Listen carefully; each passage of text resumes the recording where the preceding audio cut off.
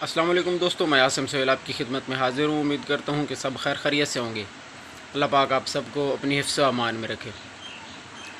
दोस्तों, जिन औरतों का हैज़ का मसला होता है, काफ़ी अरसे से हैज़ बंद होता है या रुक रुक के आता है, या इसके अलावा हैज़ अगर आता है तो दर्द से आता है, तो उसके लिए आज हम आपके साथ एक आसान सा नुस्खा पेश करेंगे।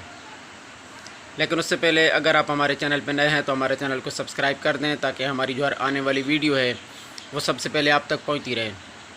इसके अलावा फेसबुक पे भी हमारा पेज बना हुआ है डॉक्टर आसिम हर्बल शिफाखाना के नाम से, उससे भी फॉलो कर लें।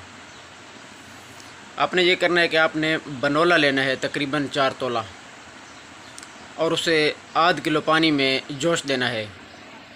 जब पानी तकरीबन आध पाव बच जाए तो उसे उतार कर उसमें हस्बे ज़ायक़ा आप चीनी मिला लें और उसे सुबह शाम इस्तेमाल करवाएं।